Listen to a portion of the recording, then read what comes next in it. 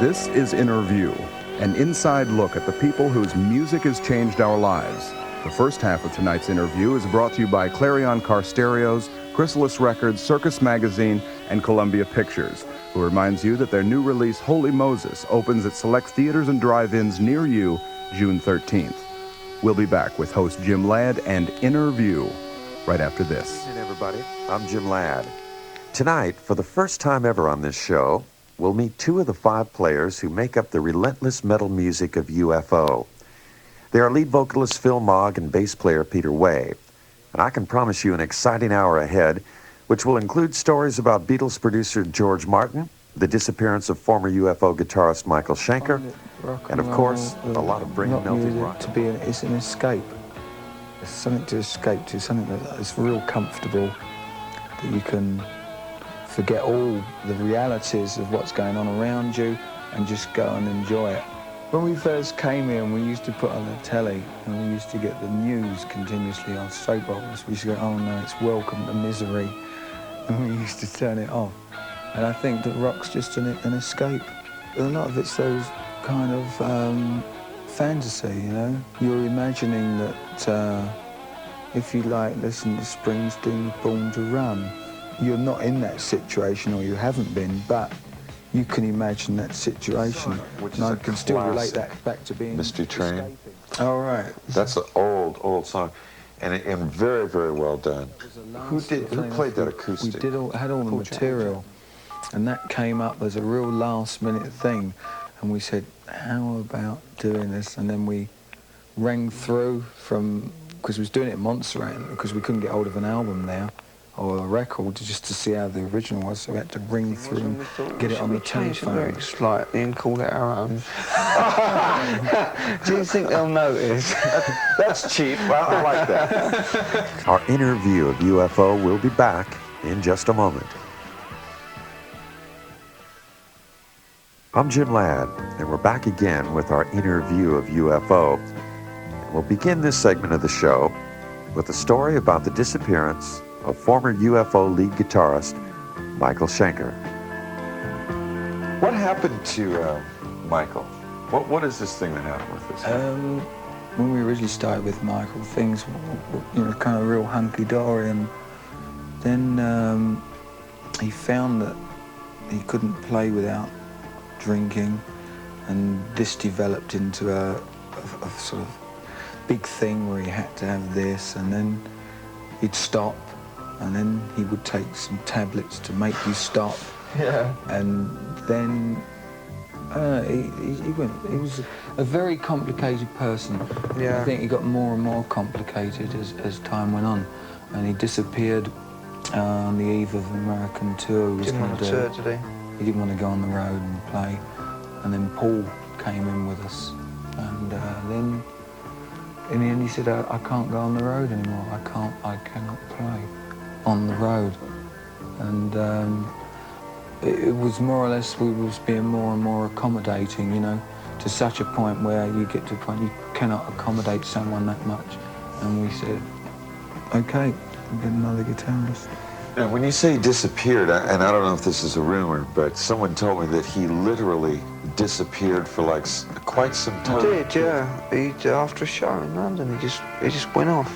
The most exciting part of that story was where somebody discovered that he had a flat, and they came round there and they found his guitars all smashed up in one corner, and then there was a load of hair in the other where he cut all his hair off.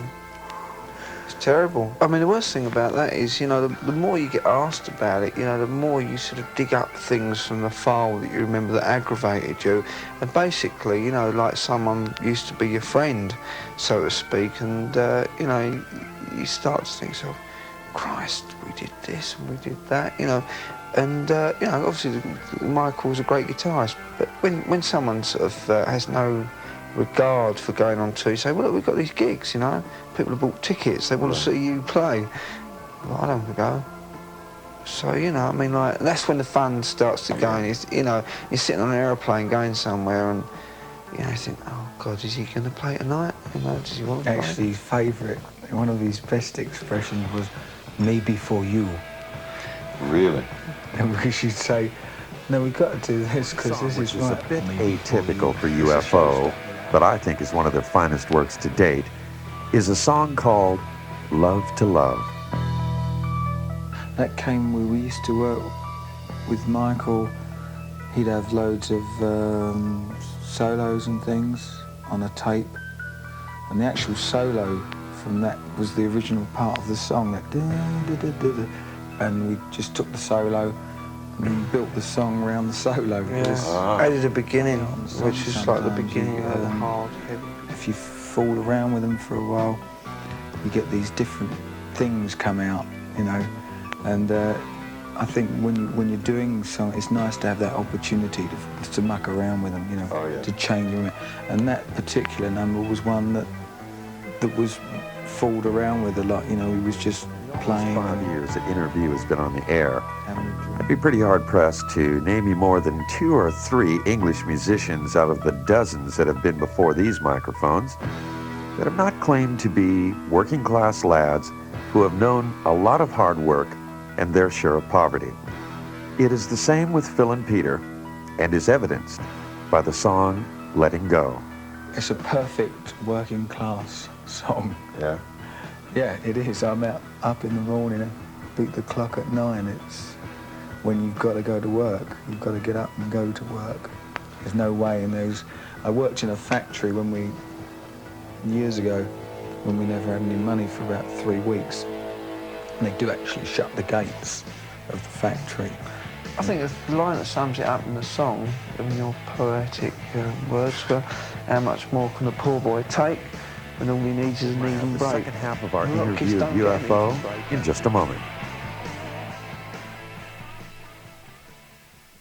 Back now at the second half of tonight's interview, and we're now going to take a look at overdubbed at UFO. all, which a lot of bands that I know of do overdub a hell of a lot, don't they, on live albums. They don't do that. Oh, especially when you watch TV sometimes, and they go, here's a film of such and such a band playing at such and such a place. You know damn well it's not live. You know full well they've been in the studio for like 2 days recording what it is, and you literally see them lip syncing the track, you know, and they're playing away. They don't fool us. Well, we know the truth. But you guys did not do that. But the hard thing is for a band like for us, is actually to repeat the excitement of a live show onto a new album, you know, rather We than... did a tape for the BBC before we came away, which we said, oh, this is going to be awful because it's the BBC. Anyway, we went and we mixed down the tape, and it wasn't that wonderful. I mean, there are things wrong. We had with time it, up, we did make mistakes. but the initial, the There's essence actually of it no was that political, you know, we don't preach political views, we don't actually preach anything particularly. All we actually preach is, you know, the big E chord or the big A chord, you know, and rock and roll. That's what we believe in. But there are certain groups, and fortunately, I would say, the ones who try and jump on this political bandwagon in England are getting a backlash by all these like minority parties coming down there and having fights at their shows, you know.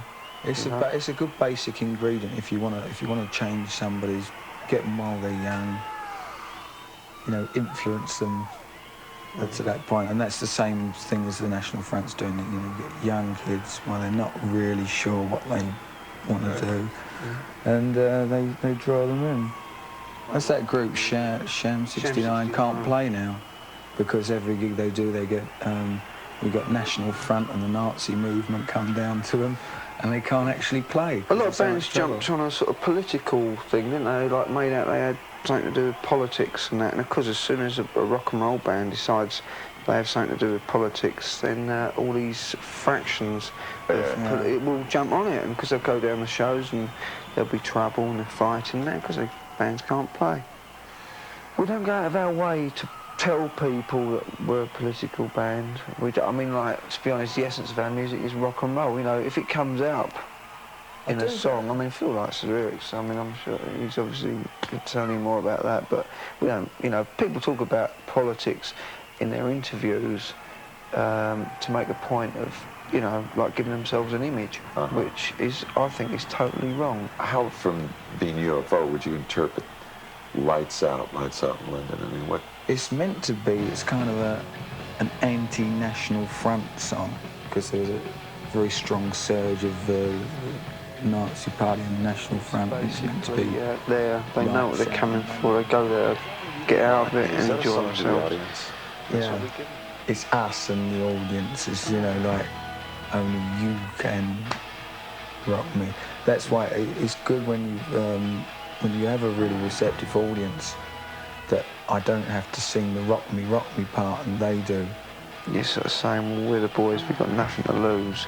They can relate to that, or for a minute in the song, they've got nothing to lose. UFO with our guests tonight, Phil Mogg and Peter Way, right after this.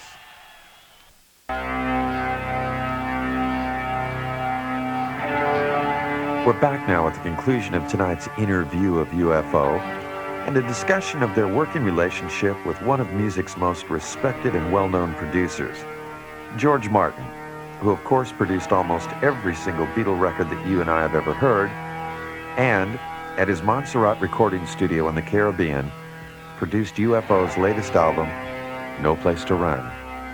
The thing about that was that we was looking for a producer, and we originally would have liked to have tried out or gone with Ted Templeman, who his earlier work I'd enjoyed. I'm not reflecting on the groups he's doing at the moment, but a lot of his earlier work I really liked, you know, the sound he got. But he's a house producer for Warner Brothers or whatever, and we couldn't do it. But then we got the brochures for Montserrat, which looked really nice. And we said, we need a holiday, let's go there and record. And they said, how about using, George said he'd like to do the album. So we said, well, it's different enough for us to get something out of the thing, other than, you know, what we would normally get. So we said, yeah, let's go for it, let's try it. And it was different enough that we got something out of it. You know, you learn each project you do, each thing you do, you learn something from. We did those albums. We worked with George. We had the two of them. It was the same engineer. So Sergeant Pepper on the 4-track, they told us. That's right, man. 4 tracks. 4-track machine on such a... But a lot of it goes to show, though, that I think the quality of the material takes it away from anything else. You know, they knew what they were doing, weren't they?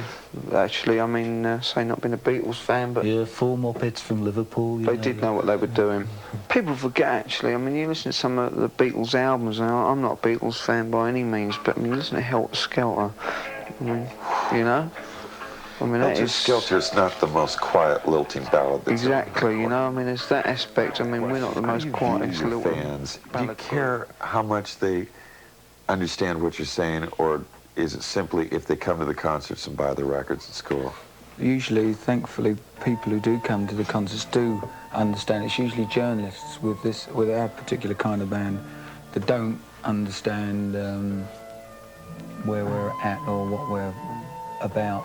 That is one of the things that's pulled us through maybe 5 years or 6 years of playing. Yeah, especially a touring band like us, because it's not as if you're you know, living or earning money off of a big hit single with a platinum album because you've had a hit single. You know, you're actually earning money off the people that are coming. Well, you know, if you're playing rock and roll and you see it before your eyes, people enjoying it, and that's important. Good. This is great, this thing, because it doesn't go to the bottom, look. I know, isn't it frustrating? Of course, if I was really a hit DJ, you wouldn't have to. It'd be at the top, you know. Well, that's it, and that's the last record we get played for KMET. Well, I'm going to unfortunately have to say goodbye. Is there anything you'd like to wrap up or say goodbye to America? This will play all over the country, so... We're not going to say goodbye to America. I'm sorry. You just said hello. What the hell? You've got us. Yeah. The liquor stores are open a lot longer and other things are a lot better. This is a very fun country. Well, all right. I thank you both for coming here, really. Enjoyed I this last hour appreciate with it. UFO. And I also hope that you'll be here next week. Same time and same frequency for another interview.